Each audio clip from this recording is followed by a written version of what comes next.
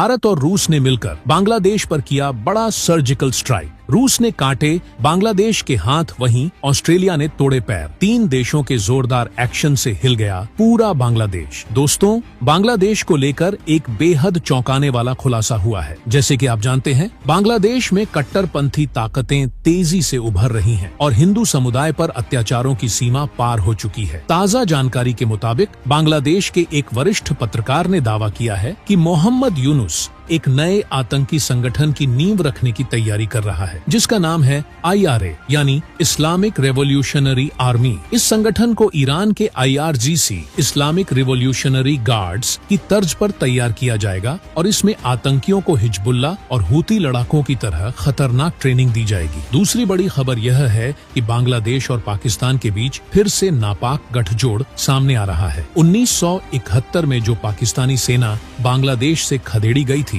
वह फिर से बांग्लादेश में घुसने की फिराक में है। अगर ऐसा हुआ तो यह भारत के लिए गंभीर चिंता का विषय बन सकता है, क्योंकि इससे दोनों देशों के रिश्तों पर बुरा असर पड़ेगा। और शेख हसीना की सरकार के जाते ही बांग्लादेश में हिंदू समुदाय पर हमले और ज्यादा बढ़ गए हैं। तीसरी खबर महाराष्ट्र से है, जहां अवैध रूप से रह रहे बांग्लादेशियों पर बड़ी कार्रवाई हो रही है। पुलिस और ATS ने मिलकर ठाणे, नवी मुंबई और सोलापुर में पिछले 36 घंटों में 13 बांग्लादेशी नागरिकों को गिरफ्तार किया है। यह स्पेशल ऑपरेशन उन बांग्लादेशी नागरिकों के खिलाफ चलाया जा रहा है जो अवैध रूप से भारत में घुसपैठ कर चुके हैं। चौथी खबर रूस से जुड़ी है। बांग्लादेश ने भारत को धमकाने की कोशिश के बाद अब रूस को भी अपने विवाद में खींचने की कोशिश की है, लेकिन रूस ने अपनी कड़ी प्रतिक्रिया देकर बांग्लादेश को करारा जवाब दिया है और भारत की रणनीतिक चुप्पी ने भी बांग्लादेश को बड़ा झटका दिया है। भारत की इस कूटनीति ने बांग्लादेश के अंदर हलचल मचा दी है। आखिरी बड़ी खबर रूस और ऑस्ट्रेलिया से आ रही है, जहां दोनों देशों ने बांग्लादेश के खिलाफ सख्त कदम उठाए हैं। जब बांग्लादेश की अर्थव्यवस्था गिरती जा रही है, तब रूस और ऑस्ट्रेलिया ने उसके खिलाफ कड़े एक्शन लेकर उसकी मुश्किलें और बढ़ा दी हैं। रूस ने बांग्लादेश के हाथ काट दिए, जबकि ऑस्ट्रेलिया ने उसकी रीढ़ तोड़ दी है। तो दोस्तों, आज के इस वीडियो में हम आपको इन सभी धमाकेदार खबरों के बारे में विस्तार से बताएंगे। अगर आपको हमारी ये खबरें पसंद आईं, तो वीडियो को लाइक और शेयर करना न भूलें। दोस्तों, अब बात करते हैं पहली बड़ी खबर की, जो बांग्लादेश से आई है। एक वरिष्ठ पत्रकार ने खुलासा किया है कि मोहम्मद यूनुस एक नए आतंकी संगठन को खड़ा करने की योजना बना रहे हैं, जिसका नाम IRA इस्लामिक रिवोल्यूशनरी आर्मी रखा गया है। इस संगठन को ईरान के IRGC इस्लामिक रिवोल्यूशनरी गार्ड्स की तर्ज पर तैयार किया जाएगा और इसकी ट्रेनिंग आतंकियों को हिजबुल्लाह और हूती विद्रोहियों की तरह दी जाएगी। यह एक बेहद चिंताजनक स्थिति है, क्योंकि बांग्लादेश के छात्र नेताओं के माध्यम से इस संगठन को संगठित किया जा रहा है, जो शेख हसीना सरकार के खिलाफ साजिशें रचते रहे हैं। खबरों के मुताबिक इस आतंकवादी संगठन के निर्माण के लिए 100 करोड़ टके का फंड भी जारी कर दिया गया है, जिसे ऑपरेशन ऑक्टोपस नाम दिया गया है। इसका उद्देश्य बांग्लादेश के पड़ोसी देशों, खासकर भारत, श्रीलंका और नेपाल पर दबाव बनाना है। यह संगठन ईरान के IRGC मॉडल पर काम करेगा, जिसका मतलब है कि इसके कई शाखाएं होंगी जो विभिन्न जगहों पर अपने आतंकवादी नेटवर्क का विस्तार करेंगी। इस मॉडल के तहत बांग्लादेश में यूनुस आतंकवादियों का एक विशाल नेटवर्क खड़ा करना चाहते हैं, जो न केवल भारत के लिए बल्कि पूरे दक्षिण एशियाई क्षेत्र के लिए गंभीर खतरा बन सकता है। पाकिस्तान में पहले से सक्रिय लश्कर-ए-तैयबा और जैश-ए-मोहम्मद जैसे आतंकी संगठन भी इसमें शामिल हो सकते हैं। यूनुस की इस योजना से आतंकवाद का एक व्यापक नेटवर्क खड़ा होगा, जो हर दिशा में हमला करने की क्षमता रखेगा। यह भी जानकारी मिली है कि इस संगठन के आतंकवादियों की भर्ती के लिए जमात-ए-इस्लामी जैसे कट्टरपंथी संगठनों का इस्तेमाल किया जाएगा। सबसे पहले मदरसों में पढ़ने वाले नौजवानों को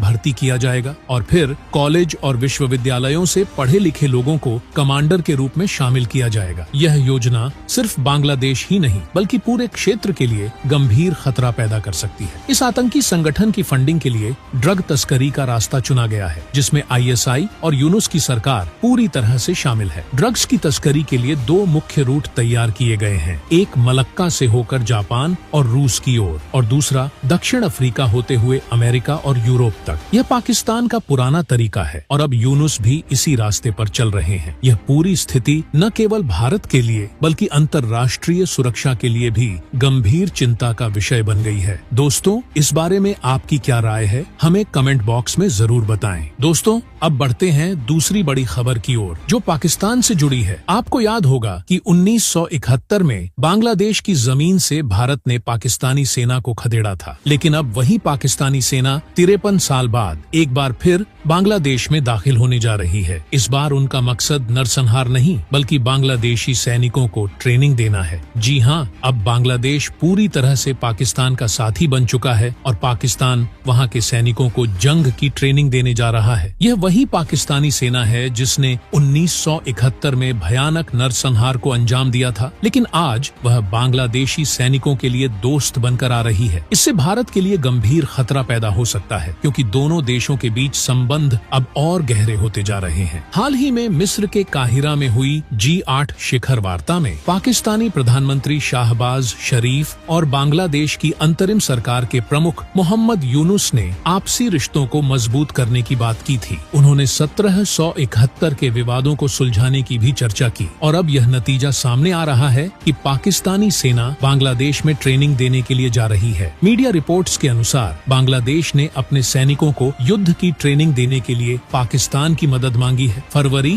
2025 से शुरू होने वाली इस ट्रेनिंग में पाकिस्तानी सेना की एक विशेष टीम बांग्लादेश जाएगी। इसका नेतृत्व मेजर जनरल रैंक के एक वरिष्ठ अधिकारी करेंगे। पहले चरण की ट्रेनिंग मेमन शाही कैद मुख्यालय में होगी और लगभग 1 साल तक चलेगी। इसके बाद पाकिस्तानी सेना बांग्लादेश की सभी 10 कमांड्स को भी ट्रेनिंग देगी। इस स्थिति को लेकर भारत के लिए चिंताएं और भी गहरी हो गई हैं। पाकिस्तान की सेना बांग्लादेश में प्रवेश कर रही है और इसके साथ ही ISI के एजेंटों के भी वहां पहुंचने की संभावना है। क्या यह एक और नापाक साजिश की शुरुआत हो रही है? पाकिस्तान की फौज ने बांग्लादेश में जो खून खराबा किया था, अब वही सेना उन्हें युद्ध के लिए तैयार कर रही है। यह भी मुमकिन है कि पाकिस्तानी सेना इस मौके का इस्तेमाल बांग्लादेश को हिंदुस्तान के खिलाफ मोहरा बनाने के लिए करे। इसके अलावा चीन का भी इस साजिश में कहीं न कहीं हाथ हो सकता है, क्योंकि चीन की हमेशा से कोशिश रही है कि भारत एक मजबूत ताकत के रूप में उभर न सके। बांग्लादेश की मोहम्मद यूनुस के नेतृत्व वाली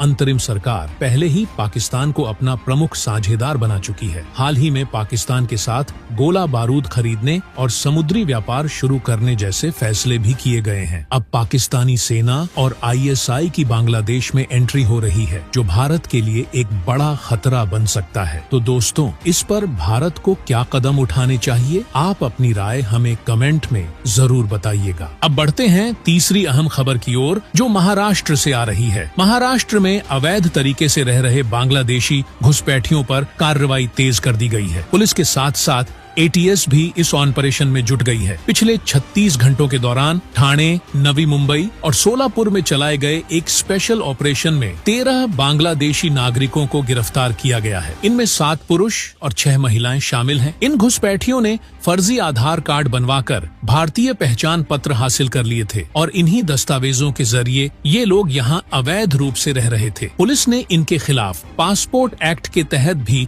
FIR दर्ज की है। देश के अलग अलग राज्यों में इस तरह के कई मामले सामने आ चुके हैं, जहां बांग्लादेशी नागरिकों के पास से वैध पहचान दस्तावेज पाए गए हैं। ये दस्तावेज बाकायदा संगठित गैंग द्वारा कुछ पैसों में तैयार करवाए जाते हैं। कई मामलों में तो ये घुसपैठिए भारतीय पासपोर्ट भी बनवाकर विदेशों की यात्रा कर चुके हैं। महाराष्ट्र में हाल ही में गिरफ्तार किए गए 13 लोगों का मामला भी इसी तरह का है, जहां फर्जी पहचान पत्रों का इस्तेमाल किया गया था। अब अगर बात करें असम की, तो वहां राष्ट्र विरोधी तत्वों के खिलाफ ऑपरेशन प्रहार और तेज कर दिया गया है। असम पुलिस की स्पेशल टास्क फोर्स STF ने धुबरी जिले में एक बड़ी छापेमारी की है और एक आरोपी को गिरफ्तार किया है। हाल ही में असम की STF ने अंसारुल्लाह बांग्ला टीम से जुड़े 2 लोगों को गिरफ्तार किया था। ये आतंकी संगठन अल कायदा से जुड़ा हुआ है और भारत में कई आतंकी हमलों की साजिशों में शामिल रहा है। धुबरी में गिरफ्तार किए गए आरोपी का नाम शाहनूर इस्लाम है और इसके पास से 2 भड़काऊ किताबें नूर खलीफा और जनाब वाजिद बरामद की गई है। इसके अलावा एक पैन कार्ड, आधार कार्ड, पासपोर्ट और मोबाइल फोन भी बरामद किया गया है। शाहनूर का संबंध अंसारुल्लाह बांग्ला नामक आतंकी संगठन से बताया जा रहा है, जो भारत में आतंकी गतिविधि गतिविधियों को बढ़ावा देने के लिए कुख्यात है। असम के मुख्यमंत्री हेमंत बिस्वा शर्मा की सरकार लगातार बांग्लादेश सीमा से सटे इलाकों में राष्ट्र विरोधी गतिविधियों पर नजर बनाए हुए है और ऐसे तत्वों के खिलाफ कड़ी कार्रवाई कर रही है। सीमावर्ती इलाकों में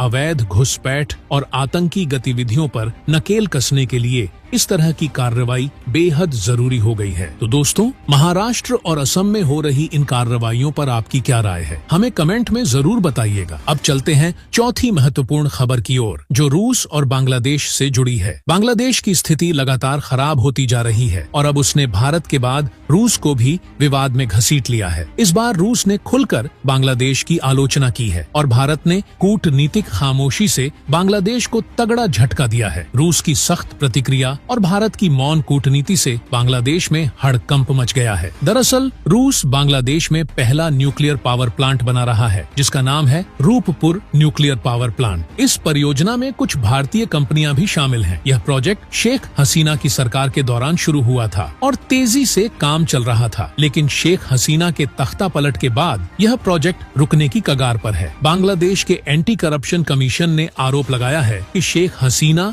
और उनके बेटे ने इस प्रोजेक्ट में भारी रिश्वतखोरी की है, जो लगभग $5 बिलियन तक हो सकती है। इस आरोप के साथ ही बांग्लादेश ने अनजाने में रूस पर भी करप्शन का आरोप लगा दिया। रूस की सरकारी कंपनी रोस्टोव, जो इस परियोजना पर काम कर रही है, ने इस पर सख्त प्रतिक्रिया दी है। कंपनी ने बांग्लादेश के आरोपों को खारिज करते हुए कहा है कि उनकी परियोजनाएं पूरी तरह से पारदर्शी हैं और भ्रष्टाचार का कोई स्थान नहीं है। कंपनी ने यह भी कहा कि वे अपनी छवि की रक्षा के लिए कानूनी कार्रवाई करने के लिए तैयार है। रूस ने यह भी आरोप लगाया कि बांग्लादेश सरकार प्रोजेक्ट को नष्ट करने की कोशिश कर रही है। अब आते हैं भारत की प्रतिक्रिया पर। बांग्लादेश ने कुछ घंटों पहले भारत से शेख हसीना के प्रत्यर्पण की मांग की थी, लेकिन भारत ने अभी तक इस पर कोई जवाब नहीं दिया है। बांग्लादेशी सरकार को यह लग रहा था कि भारत तुरंत जवाब देगा, लेकिन प्रत्यर्पण की मांग एक लंबी प्रक्रिया होती है। इसमें आरोपों की जांच, संबंधित व्यक्ति की सुरक्षा और कानूनी पक्षों की बारीकी से समीक्षा की जाती है। ऐसे में भारत